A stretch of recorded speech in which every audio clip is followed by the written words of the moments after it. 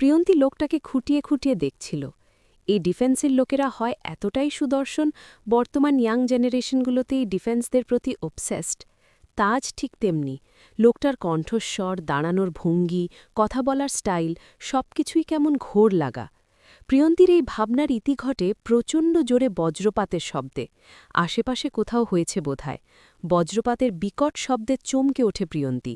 কাঁধটা অনিচ্ছায় কুঁকড়ে যায়, ওর হাতের আঙুলগুলো ওড়নার কোণে শক্ত করে চেপে ধরে। তাজ সেটা দেখল, কপালের মাঝখানের ভ্রু দুটো হালকা প্রসারিত করে খেয়াল করল সবটা। মেয়েটা ভিজে গেছে অনেকটাই, ঠান্ডায় কাঁপছে রীতিমতো। সবকিছু লক্ষ্য করেই দরজার ফাঁক থেকে সরে দাঁড়িয়ে বলল, আপনি দেখি খুব আনরোম্যান্টিক মিস প্রিয়ন্তী। কোথায় মেয়েরা বজ্রপাতের শব্দে ভয় পেয়ে দৌড়িয়ে এসে সামনের জনকে জড়িয়ে ধরে, আকস্মিক বুকে হামলে পড়ে, কিন্তু আপনি দেখছি ঠিক তার উল্টোটাই।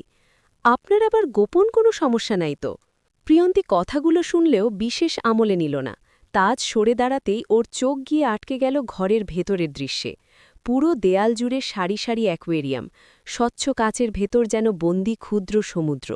নীল, রূপালি, কমলা আর বেগুনি আলো ছায়ায় নানান প্রজাতির মাছ ভেসে বেড়াচ্ছে। এর মধ্যে এমন বহু মাছ আছে যেগুলো প্রিয়ন্তী বাস্তবে তো দূরের কথা, ছবিতেও দেখেনি কখনো। কোনোটা লম্বাটে শরীরের, কোনোটা ছোট কিন্তু আগুনের মতো উজ্জ্বল, কোনোটা আবার ডানার মতো পাখনা ছড়িয়ে জলের ভেতরে নাচছে। প্রিয়ন্তী আর অনুমতির তোয়াক্কা করল না, সোজা ভেতরে ঢুকে পড়ল। দৌড়ে গিয়ে দাঁড়ালো অ্যাকোয়ারিয়ামগুলোর সামনে। এত সব অদ্ভুত বিরল প্রজাতির মাছ প্রিয়ন্তী আগে যে দেখেনি কোনোদিন। সব মানুষেরই কোনো না কোনো শখ, ইচ্ছে, আকাঙ্ক্ষা থাকে। প্রিয়ন্তীরও আছে, সেটা হলো ফিশ কালেক্ট করা। ওর বাসা ভর্তি ৪-৫টা অ্যাকোয়ারিয়াম, ছোট ছোট মাছ ভর্তি, যেগুলোর বেশিরভাগ ওর ভাই এনে দেয় ওকে। তবে কিছু কিছু ও নিজেও সংগ্রহ করেছে। কিন্তু এমন মাছ তো কখনো দেখেনি আগে। এক একটা অ্যাকোয়ারিয়ামে এক এক প্রজাতির মাছ, আবার সেই প্রজাতিগুলোর মধ্যেও ভিন্ন ভিন্ন রঙের মাছ আছে। সবশেষে প্রিয়ন্তী দৌড়ে গিয়ে দাঁড়ালো সবার শেষ প্রান্তে রাখা অ্যাকোয়ারিয়ামটার সামনে। ওখানে শুধু একটাই মাছ রাখা, যেটা সবার থেকে বেশি আকর্ষণীয় দেখতে। মাছটার লেজটাই যেন ওর আসল সৌন্দর্য। পরীর ডানার মতো বিস্তৃত, পুরো অ্যাকোয়ারিয়াম ভরে আছে, রেশমের মতো নরম পাখনা পানির ভেতর ধীরে ধীরে তুলছে। ইস, আল্লাহর সৃষ্টি কতটা অসাধারণ! প্রিয়ন্তী আর নিজেকে আটকে রাখতে পারল না। চোখ দুটো বিস্ময়ে বড় হয়ে গেল ওর। একটু ঝুঁকে বাইরে থেকে যেন মাছটা ধরতে চাইছে ও। ওভাবেই বলে উঠল, এত সুন্দর ফিশ! আমি তো কোনো দিনও এমন মাছ দেখিনি। আপনিও মাছ পছন্দ করেন বুঝি? আচ্ছা, এটার নাম কি? এতক্ষণ মুগ্ধ নয়নে সবটা দেখছিল তাজ। মাছ কালেক্ট করা তার ছোটখাটো একটা শখই বলা চলে। সমুদ্রের মানুষ বলেই হয়তো তার এমন অদ্ভুত অদ্ভুত শখ আছে। দূর দূরান্তের সমুদ্র থেকে সে নিয়ে এসেছে নানা দুর্লভ প্রজাতি। তবে প্রিয়ন্তীর মতো কেউ এসবের প্রতি এতটা কৌতূহল দেখে বিস্মিত হল বকে। জবাব দিল সোজাসাপটা, it's blue half moon. Wow, এর নামটাও খুব সুন্দর। আচ্ছা, আপনি এসব কোন দোকান থেকে এনেছেন? আমাকে বলবেন প্লিজ, আমি এরকম কয়েকটা নিতে চাই। তাজের ভ্রু কুঁচকে গেল, ঠোঁট কামড়ে হাসল অল্প, এরপর বলল, যে সমুদ্রের তলদেশ থেকে এদেরকে তুলে এনেছি। বলতে পারেন ওয়ান কাইন্ড অফ কিডন্যাপ আর কি। এ মা, আপনি সত্যি জেনে সমুদ্রের গভীরে গিয়েছিলেন? সত্যি যদি ডুবে যেতেন? হঠাৎ উৎকণ্ঠায় মুখ থেকে বেরিয়ে আসা প্রশ্নে নিজেই তাজ্জব বনে গেল ও। খেয়াল করতেই নিজের বোকা বোকা প্রশ্নে লজ্জা পেল। ইস, কি বলদের মতো প্রশ্ন করে ফেলেছি। বেয়াক্কল প্রিয়ন্তী, তুই আজ একটা বেয়াক্কল। হাজার মেয়ে যে মানুষটা বছরে ৩৬৫ দিন সমুদ্রের সাথে যুদ্ধ করে, তাকে কিনা জিজ্ঞেস করছে সাঁতার জানে কিনা। লোকটাও বোধহয় মজা নিল ওর কথায়, তাই তো ঠোঁট কামড়ে নিজের হাসি চেপে ধরেই উত্তর দিল, জি ম্যাম, এই অধম একটু একটু সাঁতার জানে আর কি, যতটুকু জেনে পানিতে ডুবে মরার চান্স নেই আপাতত। প্রিয়ন্তী লজ্জায় আনুষঙ্গিক জমে গেল। এতক্ষণে পুরো ঘরটা খেয়াল করল ও। সেখানে যত্ন সহকারে সাজানো নেভি ইউনিফর্ম, ক্যাপ, সব রকম সরঞ্জাম, সবকিছু নিখুঁতভাবে পরিপাটি অবস্থায় রাখা।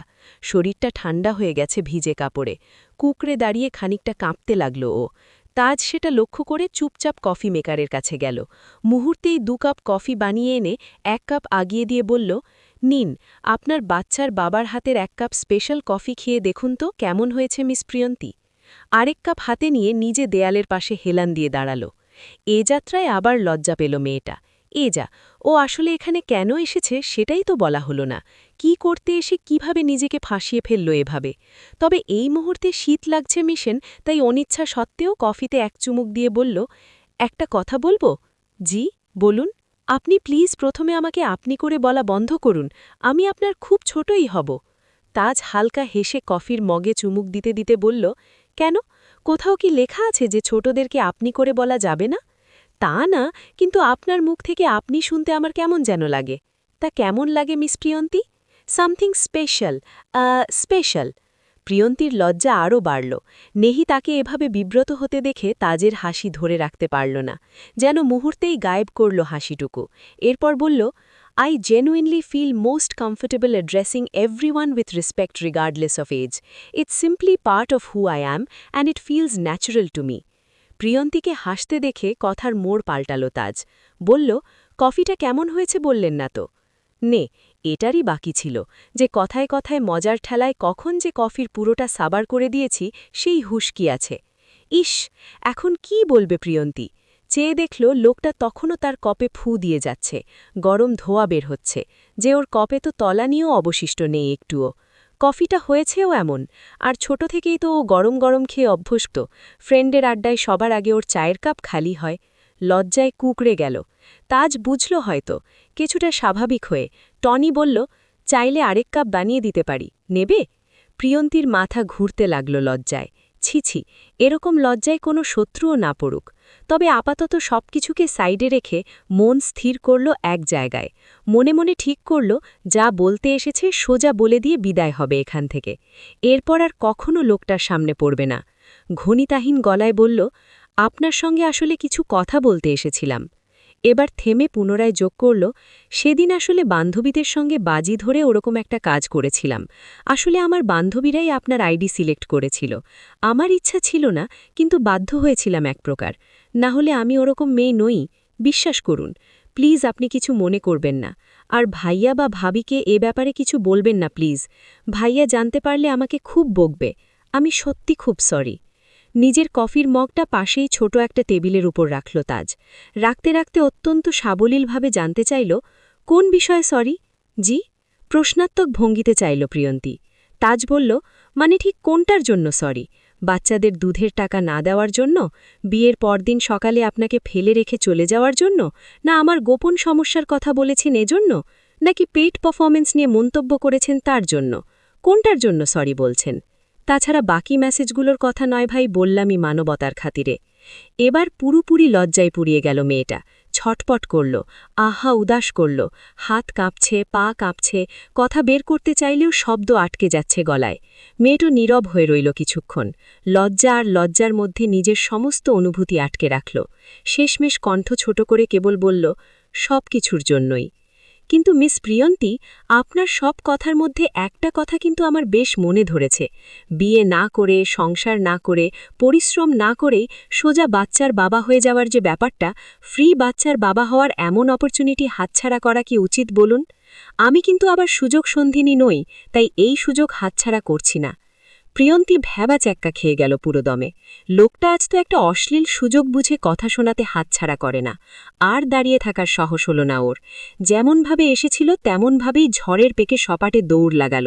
ও এখানে এক মুহূর্তও থাকছে না। নির্লজ্জ লোকটা ফ্যামিলির কাছে কি ভাববে না সেজে থাকে।